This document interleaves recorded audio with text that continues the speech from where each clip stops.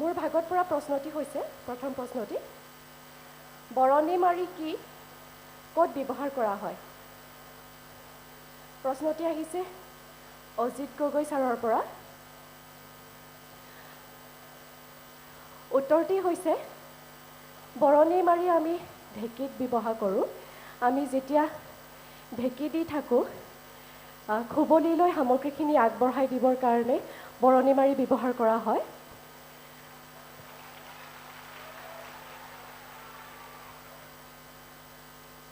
Sir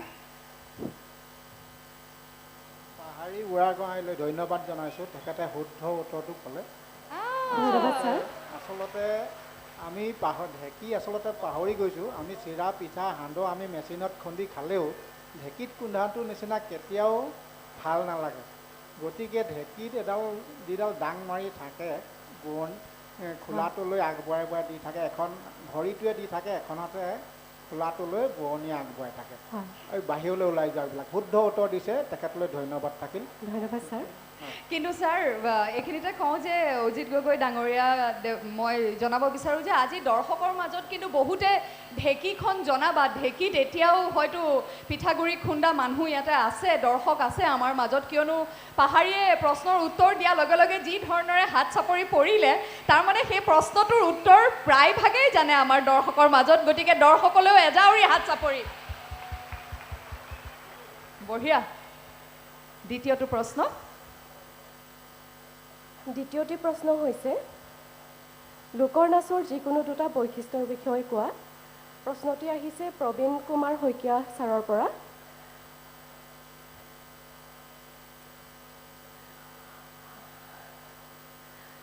লোকনৃত্যৰ বৈশিষ্ট্য প্ৰথমটি বৈশিষ্ট্য ই প্ৰকৃতিৰমূলক হয়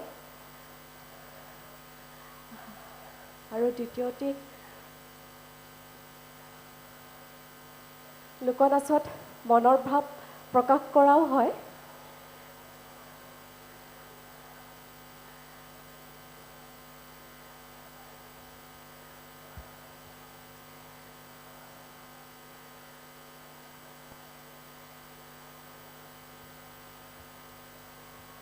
লোকনাচটো প্ৰকৃততে থলুৱা হয় থলুৱা বা জনজাতীয়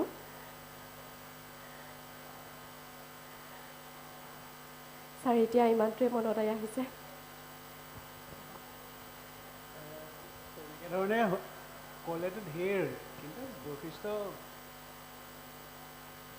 নিৰ্দিষ্ট কিছুমান সংজ্ঞা আছে যেনে ধৰক লোকনাচ বৃত্তাকাৰে নাচে এইটো এটা প্ৰথম বৈশিষ্ট্য যদিও আমি মঞ্চত নাচোঁ কিন্তু লোকনাচৰ বৈশিষ্ট্যটো সি বৃত্তাকাৰে নাচিবই লাগিব বৃত্তাকাৰ হ'বই লাগিব এইটো এটা বৈশিষ্ট্য ই পৰম্পৰাগত হ'বই লাগিব ই কোনো এটা জনগোষ্ঠীৰ হ'বই লাগিব এইবোৰহে বৈশিষ্ট্য বাকী আমি নেচাৰৰ মানে প্ৰকৃতিৰ লগত কথা কওঁ সেইবোৰ এটা বেলেগ গতিকে এই তেনেধৰণৰ কথাটোৰ কাৰণেহে মই আচলতে সুধিছোঁ কুৱেশ্যনটো আৰু ধৰা এই আমি নৃত্য বুলি নকওঁ নাচ বুলি কওঁ আৰু লোকনাচত মুদ্ৰা নাথাকে ভংগীমা থাকে গতিকে সেইবিলাকে একোটা বৈশিষ্ট্য ওচৰে পাজৰে গৈছেগৈ আৰু হয় ধন্যবাদ ছাৰ সম্পূৰ্ণকৈ নহ'লেও দ্বিতীয় প্ৰশ্নটোৰো আংশিক শুদ্ধ উত্তৰ হোৱা বুলিয়েই কৈছে ওচৰে পাজৰে চুই গৈছে বুলি গতিকে পাহাৰী শুভেচ্ছা থাকিলে কেনে অনুভৱ ভাল লাগিছে মঞ্চত উঠাৰ আগৰলৈকে ভয়ত কঁপি আছিলোঁ এতিয়া অন্ততঃ তাৰ পৰা শান্তি পাইছোঁ সঁচাকৈ প্ৰতিযোগিতা বিহু সম্ৰাজ্ঞীৰে হওক বা যিকোনো অনুষ্ঠানেই হওক মোৰো ঠিক তেনেকৈ ইমান এখন বিশাল মঞ্চ জনসমুদ্ৰ সন্মুখত দেখাৰ লগে লগে প্ৰথম অৱস্থাত অকণমান থৰহৰি কম্পন হওঁ কি ক'ম কেনেকৈ ক'ম ভাবি অহাবিলাক মনত থাকিবনে তেনেকুৱা এটা অৱস্থা আমাৰ সকলোৰে হয় বা যি হওক পৰিৱেশন হ'ল সুন্দৰ হোৱা বুলি দৰ্শকৰ হাত চাপৰিত গম পাইছোঁ শুভেচ্ছা থাকিলে বিহুৰ মোৰ ভাগত পৰা প্ৰশ্নটি হৈছে কুচি কি ইয়াক কেতিয়া ব্যৱহাৰ কৰা হৈছে কুচি হৈছে যেতিয়া সান্দহগুড়ি ভজা হয় সান্দহগুড়ি ভাজোঁতে সান্দহগুড়িখিনি যে লৰাই দিয়া হয় সেই বস্তুটোকে কুচি বুলি কোৱা হয় আৰু কুচি লাৱনী কুচি আছে চাহনী কুচি আছে তাঁতশালতো ব্যৱহাৰ কৰা হয় হয় প্ৰশ্নটো আমাৰ আহিছিলে আমাৰ শ্ৰদ্ধাৰ বিচাৰক ঢোলৰ ওজা অজিত গগৈদেৱৰ প্ৰশ্নটো আহিছিলে অজিত গগৈ ডাঙৰীয়া ছাৰৰ পৰা আহিছিলে নিজুমা কাকতিলৈ ধন্যবাদ জনাইছোঁ হয় ধন্যবাদ ছাৰ আমি আচলতে ইমান দেৰিকৈ নাচে আৰু ঘামি জামি যায় ভাগৰো লাগে সেইকাৰণে আমি একেবাৰে সাধাৰণ প্ৰশ্নবোৰ দিছোঁ ঘৰত ব্যৱহাৰ কৰা বস্তুখিনি পাহৰি গৈছে নেকি বৰ্তমান বুলি আৰু ৰাইজে কিছুমানে সঁচাকৈ পাহৰি গৈছে কুচি বুলি ক'লে অলপমান চিন্তা কৰিবলগীয়া হয় আচলতে অকল সান্দহ নহয় মুড়ি হয় মানে যিসকল জলপান খাওঁ মুড়ি আখৈ আদি আমাৰ যিবোৰ ঘৰতে বনোৱা হয় কেৰাহীত লৰাই থকা যায় সেইটো হুঁচি আৰু আমি তাত আৰু এটা হুঁচি আছে যিখন তাত লগাওঁতেও কেতিয়াবা এটা সৰুকৈ বনাই লয় যদি সূতা আৰম্ভও হয় তেতিয়া মানে তাত টানি টানি হুঁচিটো ব্যৱহাৰ ঠিক কৰিবৰ কাৰণে কুচি ব্যৱহাৰ কৰা হয় আমি নিজুমা কাকতিলৈ ধন্যবাদ জনাইছোঁ প্ৰশ্নটো শুদ্ধই ক'লে তেখেতে ধন্যবাদ ধন্যবাদ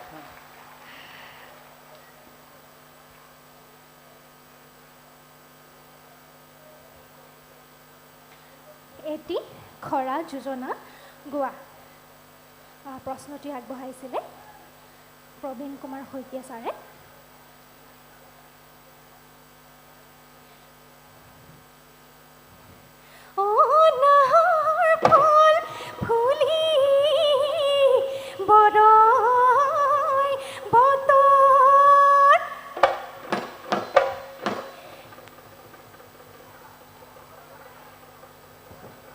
ভাবি লোৱা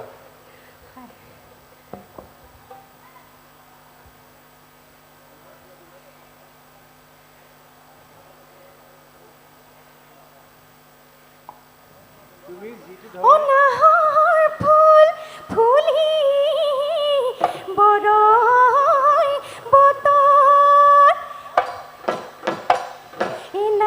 ফুলৰ গোন্ধে পায় এমুৰে গাত ততে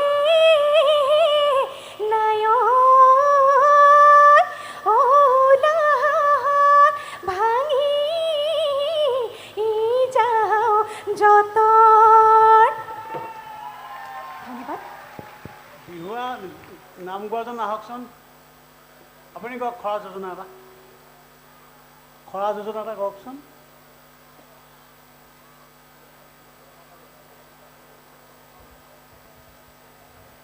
প্ৰশ্নটোৰ উত্তৰ চাগে শুদ্ধ হোৱা নাই কিন্তু নিৰ্জুমা কাকতিৰ কণ্ঠ বৰ ধুনীয়া দেই ধন্যবাদ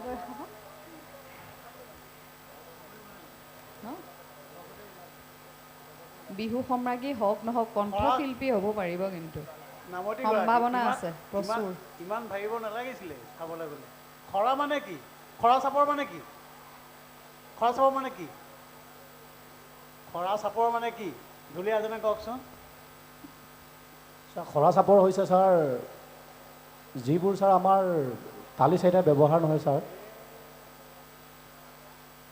ক'বলৈ যাবগৈ লাগিব এতিয়া আমি তালি ফালে বুলি নহয় খৰা মানে কি চুটি চুটি হয় ছাৰ তালি ফালে বজোৱাটো কিটো আছে চুটি চাপৰ এটাকে খৰা চাপৰ বুলি কয় তেনেকৈ খৰা যোজনা এটা পাৰিবনে গাব ও স্বৰ্গদেউ ওলালে ও বাটদাৰ মুখলৈ ও দুলিয়াই পাতিলে দোলা সেইকাৰণত জিলিকিলে নৰাৰ জাঙে পায় এগাতে ঘুমে চেঙৰ চোলা দীঘলীয়া যোজনাই হ'ল খৰা যোজনা খপকৈ গাব লাগে ও বিহুতে বলিগে মন এইটো দীঘলীয়া হৈছে তথাপিও অলপ গৈছেগৈ বাৰু ওচৰলৈ এই যেতিয়া দক্ষিণা যেতিয়া গৃহস্থ চোতালত যেতিয়া আমি হুঁচৰি গাই থাকোঁ বিহু মাৰি থাকোঁ দক্ষিণা নিদিয়ে হে শেষ এটা চাপৰ মাৰি শেষ কৰিলে লগে লগে এটা খৰা যোজনা ধৰি দিয়ে এই খুটিতে পৰিলে জীয়া তললৈ মোকৈ ভাবিব নালাগে দক্ষিণা উলিয়াই দিয়া এইবোৰে খৰা যোজনা খৰা শব্দটো কি এই হাঁহৰ দীঘলীয়া কৰি দীঘলীয়া কৰি 4 যোজনা হ'লে খৰা যোজনাবোৰ সৰ্বসাধাৰণতে 3খৰীয়া হয়। খৰা যোজনাবিলাক সৰ্বসাধাৰণতে 3খৰীয়া হয়, গম পাইছেনে? শিকি ল'বচোন 2-4টা। এই 15 মিনিট বিহুৰ ভিতৰত যদি এটা খৰা যোজনা এটা খৰা চাপৰো মাৰি দিয়ে নহয়, কেনেকুৱা সুন্দৰ হ'ব। এতিয়া ঢোলৰ চাপৰত নাচ দি থোৱা আছে, 10 নম্বৰ দিয়া আছে, তেনেধৰণৰ চাপৰ হোৱাই নাই কিন্তু, গম পাইছেনে? 6গৰাকী বিহুৱতীয়ে নাছিলে, এই 10 নম্বৰ দিব পৰাকৈ কিন্তু ঢোলত চাপৰ কোনো দলে বজোৱা নাই। আমাক নম্বৰ দিবলৈ দিছে, কিন্তু জেগাই নাই এতিয়া। তেনেকুৱাবিলাক বস্তু সোমোৱাব লাগে। সময় বহুত নহয়, 15 মিনিট সময় বহুত। আমি যেতিয়া টেবলত যেতিয়া আমি মিউজিক কৰোঁ, টেবলত যেতিয়া এটা দল যায়, কিমান মিনিট নাচে জানেনে? গোটেই পৃথিৱীয়ে দেখে, আৰু সেইটোতে গোটেই বস্তুটো ওলাই পৰে। কিমান মিনিট জানেনে কোনোবাই? মই কওঁ শুনক, মাত্ৰ 52 মিনিট, 52 ছেকেণ্ড, 52 ছেকেণ্ড। 52 ছেকেণ্ডত সমস্ত বস্তু উলিয়াই দিব লাগিব। গতিকে 15 মিনিট সময়, 15 মিনিট সময় ধেমালি নহয় নহয়, হয়নে? শিকিবচোন, বহুত জনা মানুহ আছে। কণ্ঠ ভাল, তুমি এতিয়া কৈছা, ময়ো কৈছোঁ, গতিকে ভাল লাগিছে গোটেইখিনি। বাকী আৰু শেষত আমাৰ বক্তব্য ৰাখিম আমি দেই। ধন্যবাদ ছাৰ। নমস্কাৰ। গুৱাহাটী বিহু সন্মিলনীৰ শেষৰগৰাকী প্ৰতিযোগী মই। ইমানবোৰ দৰ্শক দেখি আচলতে অকণমান ভয়ো লাগিছিলে, খুব ভালো লাগিছে। শেষত নাচিছোঁ যদিও খুব ভাল লাগিছে। ইমানবোৰ মানুহ দেখিছোঁ, ইমানবোৰ অভিজ্ঞ ব্যক্তিসকল দেখিছোঁ। মই সৰুৰ পৰা যিসকল বাক চাই পেলাই অনুসৰণ কৰি বিহু নাচিবলৈ শিকিছিলোঁ, তেওঁলোকক এই মঞ্চৰ আগত সকলোৱে বহি আছে। অকণমান ভয় লাগিছিলে, কিন্তু খুব ভাল লাগিছে। শেষত সকলোলৈকে ধন্যবাদ জ্ঞাপন কৰিছোঁ। পলমকৈ হ'লেও আমাৰ অসমীয়া নৱবৰ্ষৰ আন্তৰিক হিয়াভৰা শুভেচ্ছা জ্ঞাপন কৰিছোঁ। ধন্যবাদ। নমস্কাৰ, মই কৃষ্ণাশ্ৰী বুঢ়াগোহাঁই।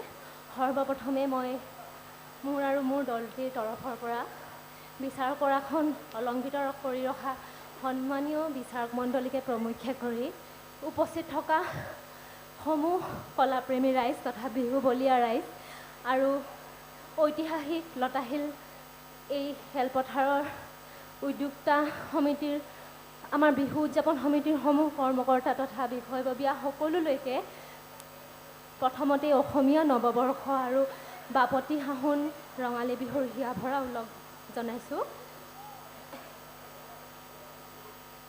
আজি মোৰ ভাগত দুটাকৈ প্ৰশ্ন মোৰ ভাগ্যত পৰিছে, আৰু মই প্ৰথমতেই চিৰি পাতি মানে কি, কোনে ক'ত ব্যৱহাৰ কৰে, এই প্ৰশ্নটি আছে। আৰু এই প্ৰশ্নটি সন্মানীয় আমাৰ বিচাৰক মণ্ডলী অজিত গগৈ ছাৰৰ পৰা আহিছে। মই প্ৰশ্নটিৰ উত্তৰটো ক'বলৈ চেষ্টা কৰিম। চিৰি পাতি মানে হৈছে আমাৰ তাঁতশালৰ লগত জড়িত এটা তাঁতশালৰ সামগ্ৰী তথা সঁজুলি বুলি কোৱা হয়। চিৰি পাতিৰ দ্বাৰা যেতিয়া তাঁত বোৱা হয়, তাৰ আগতে যেতিয়া তাঁতখন লগোৱা হয়, সেইখিনি সময়তে মই আইতা তথা মোৰ মৃত্যু হৈ যোৱা মা আৰু লগতে মোৰ বৰমা খুৰীৰ পৰা মই দেখিছোঁ যে চিৰিডাল ভৰাই লয় আৰু তাৰ পাছত তাঁতশালযোৰ তাৰ পিছৰ কাৰ্যক্ৰমণিকালৈ যায়। গতিকে সেয়াই ক'ব পাৰিম। আৰু কোনে ক'ত ব্যৱহাৰ কৰে প্ৰশ্নটি মই ক'বলৈ চেষ্টা কৰিলোঁ যে শিপিনীসকলে আচলতে ব্যৱহাৰ কৰে। ছাৰ, প্ৰশ্নটি মই উত্তৰটো ক'বলৈহে চেষ্টা কৰিলোঁ। আপোনাৰ ফালৰ পৰা মতামত আগবঢ়াব বুলি আশা ৰাখিছোঁ।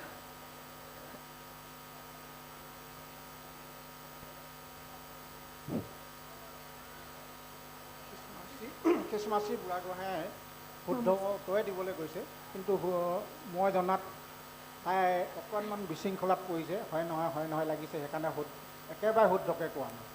ছাৰ, সেয়াই চিৰিডাল আচলতে মই ব্যৱহাৰ কৰা দেখিছোঁ। হয়, আচলতে কৈছে চিৰিডালে তাঁতখনক তাঁতৰ সূতাবিলাকক দুভাগ কৰি থয় আৰু চিৰিডালে তাঁতখনৰ সূতাবিলাকক নিয়াৰিকৈ আগলৈ লৈ যায় হয় চিৰিপাত তাৰমানে আৰু সেই চিৰিপাত যেতিয়া তাত বৈ থাকিব সময়ত তেতিয়া কি হয় দুভাগ কৰি ওপৰলৈ ৰাখি থয় চিৰিডাল আচলতে 3 আঙুলমান বহল আৰু চিপ কাঠি নহয় আচলতে চিৰিপাত হয়, পাত পাত বুলি কোৱাৰ কাৰণে 3 আঙুলমান 4 আঙুলমান বহল কৰি লয় প্ৰায় 1.5 ফুট মানৰ হয় তাঁতখনৰ জোখত চিৰিপাত লয় আৰু তাত যেতিয়া থিয় কৰি ৰাখি তাঁতৰ শালত থয় তেতিয়া মঙলখন চাই বুলি কৈছে মই তাকে চিৰিপাতি সুধিব মঙলখন। বিচাৰিছিলোঁ যে আচলতে বিহু কৈছে- নামত আছে বা যোজনাত গাই চিৰি পাতি মঙলখন চাওঁ তাৰ অৰ্থটো কি বাৰু আগলি বাঁহৰে লাহৰি গগনা বহি তাঁতৰ পাতত বাওঁ আহে কি নাহে ঐ মোৰে ধন চেনাই ঐ চিৰিপাতি মঙলখন চাওঁ আচলতে সেই চিৰিপাত যেতিয়া ওখকৈ থয় তাঁতখনক দাঙি থয় দুভাগ কৰি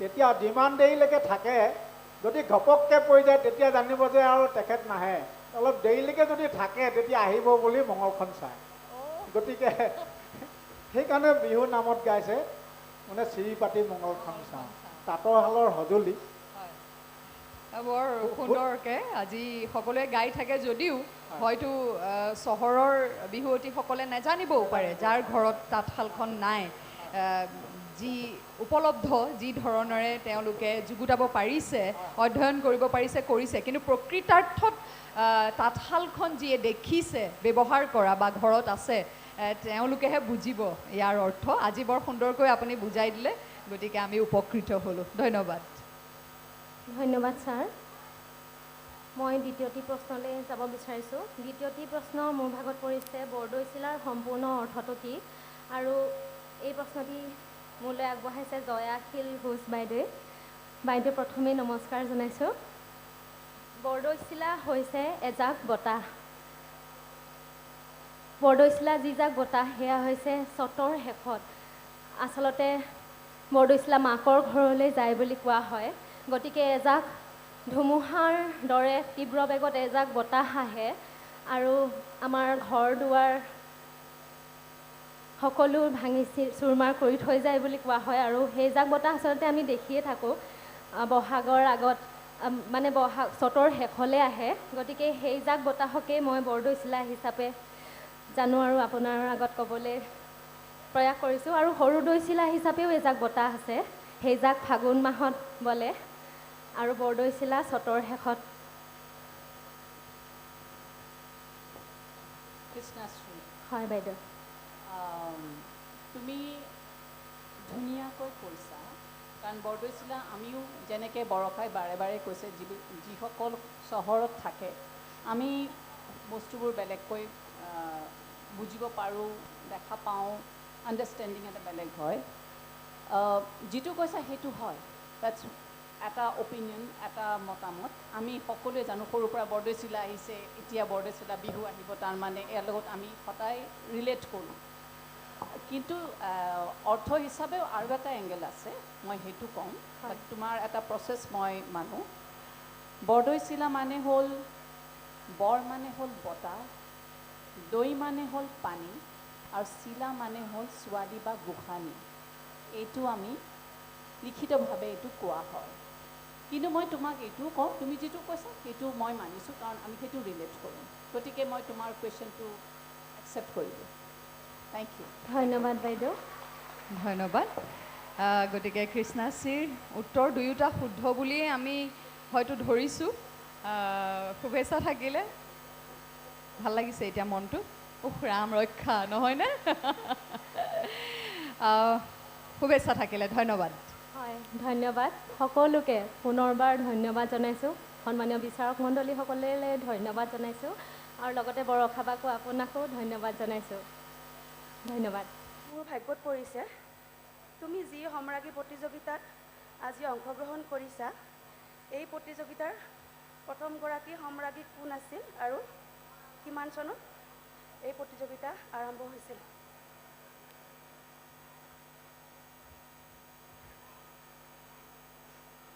এই প্ৰতিযোগিতা 1986 চনত আৰু প্ৰথম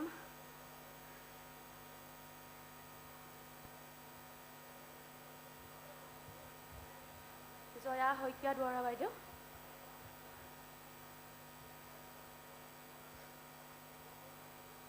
প্ৰশ্ন আছিলে জয়া শীল ঘোষ বাইদেউ।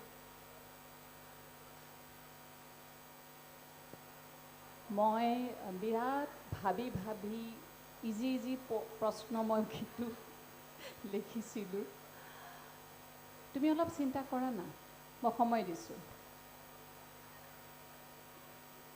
বৰষা, মই ইজি ভাবি ভাবি লিখিছিলোঁ। আমি যেতিয়া কথা পাতিছিলোঁ, জয়াবাৰ লগত যোগাযোগ কৰিছিলোঁ, তাৰ পিছতে জয়া বাইদেউক জয়াশীল ঘোষ বাইদেউক অনুৰোধ জনাইছিলোঁ যে আপুনি তেখেতে খুব উৎসাহেৰে কৈছিলে মোৰ বাবে এক স্মৃতি ৰোমন্থন হ'ব, পুনৰ সেই মঞ্চখনলৈ উভতি যাম। আৰু যেতিয়া ক'লোঁ 10টা প্ৰশ্ন দিব লাগিব, মোক সুধিছিলে কিয়? মই কৈছোঁ আজিকালি প্ৰতিযোগীক প্ৰশ্ন কৰা হয়। ইছাম, আমি ভাল যুগতে নাচি পাৰ হ'লোঁ দেই, আমাৰ যুগত তেতিয়া প্ৰশ্ন নাছিল। কিন্তু ময়ো প্ৰশ্নৰ সন্মুখীন হৈছিলোঁ 2001 চনত। ইমান ভুলকৈ উত্তৰ দিলোঁ, নাপালোঁ আৰু লাজতে নেনাচিলোঁ আৰু। এতিয়াও সেইটোৱেই কথা, তুমি অলপ আগতেই ক'লা, প্ৰশ্ন উত্তৰ দিয়াটো আমাৰ কাৰণে খুব প্ৰয়োজন। কিন্তু মই ভাবোঁ এগৰাকী নাচনীয়ে মই নাচটো চাম, মোৰ নাচটো সম্ৰাজ্ঞী নাচটো মোৰ ইম্পৰ্টেণ্ট। চ' সম্ৰাজ্ঞী যদি মই সেই লয়লা সেই ধুনীয়া নাচটো দেখা পাওঁ, সেইটো নলেজ, এইটো তোমাৰ কাৰণে এটা জ্ঞান, যিটো বৰষাই বাৰে বাৰে কৈছে, এইদৰে আমাৰ সংস্কৃতিটো আমি বচাই ৰাখিব পাৰোঁ, ঠিক কথা। কিন্তু তাৰ লগত নাচটোৰ কাৰণে সম্ৰাজ্ঞী আজি কিহৰ কাৰণে নাচৰ কাৰণে কৰি আছোঁ। গতিকে তুমি অলপ সময় লোৱা, যদি নোৱাৰা তেতিয়াহ'লে মই ক'ম, মোক কোৱা।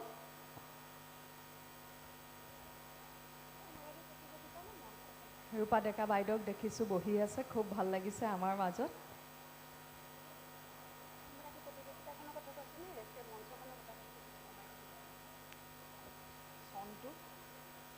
দুটা প্ৰশ্ন, এটা প্ৰশ্নত দুটা প্ৰশ্ন আছিলে। কোন চনত বিহু সম্ৰাজ্ঞী প্ৰতিযোগিতাৰ আৰম্ভণি হৈছিল আৰু কোনে প্ৰথমবাৰ লাভ কৰিছিলে খিতাপ।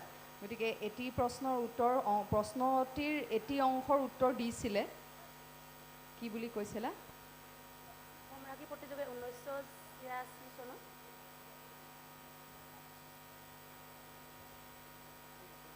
1952 চনত। 1952 চনত মঞ্চখনৰ আৰম্ভণি হৈছিল। মই বেছি পলম নকৰি জয়া বাইদেউক উত্তৰটি দিবলৈ অনুৰোধ জনালোঁ। আমাৰ সন্মুখতে বহি আছে ৰূপা ডেকা বাইদেউ। প্ৰথম ক্ষমা কৰিব বাইদেউ। ৰূপা বা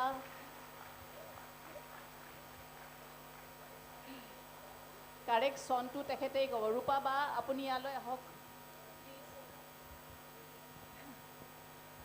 মই প্ৰথমেই মোৰ অতি ভাল লগা মঞ্চ গুৱাহাটী বিহু সন্মিলনী, সকলোৰে সপোন, মোৰো আছিল সপোন, সম্পূৰ্ণ হ'ল সপোন।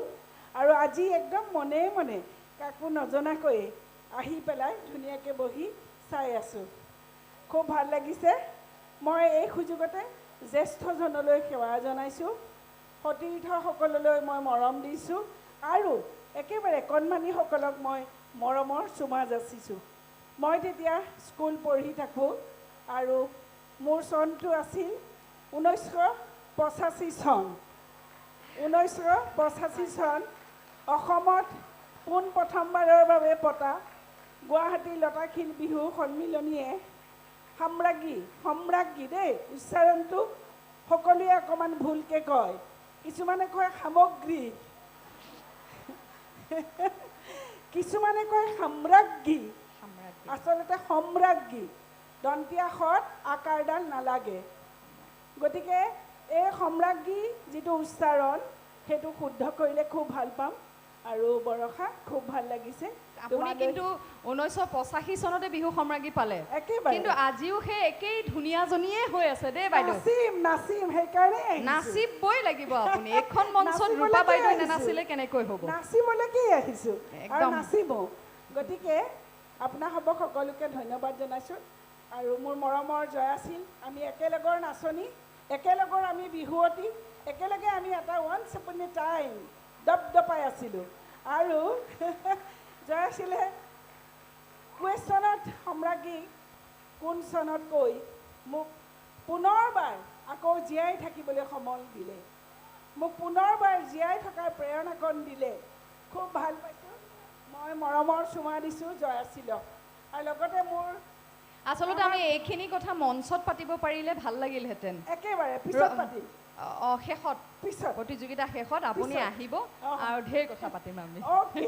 দেই Thank মানে you. তাত আপুনি মই মঞ্চৰ ওপৰত আৰু আপুনি সেইখিনিত কিবা এটা মোৰেই অকণমান অপৰাধ অনুভৱ হৈছে নাই, অপৰাধ- গতিকে অপৰাধ বিনাশন তৰ্জুন নামে নাৰায়ণ কোনে কোনে ভগৱান আছে গতিকে অপৰাধ একো নোহোৱা নাই হয়, হয়। ঈশ্বৰে সকলোকে মংগল কৰক সকলোকে ভাল কৰক ধন্যবাদ পুনৰবাৰ মই জয়াশীললৈ ধন্যবাদ দিছোঁ ধন্যবাদ থেংক ইউ ৰূপাবা অ'কে জয়াবা কি সুন্দৰ প্ৰশ্ন সুধিছা চোৱা একেবাৰে। কি এক সুন্দৰ পৰিৱেশৰ সৃষ্টি হ'ল ৰূপা বাইদেউ আৱেগিক হৈ পৰিলে একেবাৰে আমি তেতিয়া তেখেতে পাইছে প্ৰথমবাৰ সম্ৰাজ্ঞী আমি এক্সাইটেড আমাৰ ৰূপজ্যোতি সংঘৰ মই আছিলোঁ গতিকে আমি নেক্সট টাইম মই কৰিম নেক্সট টাইম এইটো সদায় এটা বছৰকৈ পাৰ হৈ গ'লে এদিনাখন ময়ো পালোঁ আৰু ভগৱানৰ আশীৰ্বাদ সকলোৰে ভাল পোৱা থেংক ইউ ধন্যবাদ পৰৱৰ্তী প্ৰশ্নটো বিহুৱতীৰ বিহু বাদ্য কি কি আৰু এটি বাদ্যক লৈ যোজনা বা বিহু নাম এফাকি কোৱা প্ৰশ্নটি আহিছে প্ৰবীণ কুমাৰ শইকীয়া ছাৰৰ পৰা বিহুৱতীৰ বাদ্য টকা গগনা ছাৰ বিহুৱতীৰ বাদ্য নে পঞ্চবাদ্যৰ কথা কৈছে বিহুৱতী গগনা টকা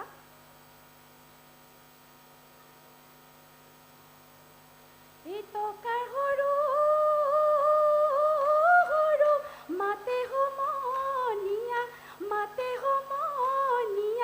টকাৰ সৰু সৰু মাত এই টকাৰ মাতে শুনে ৰ'ব মই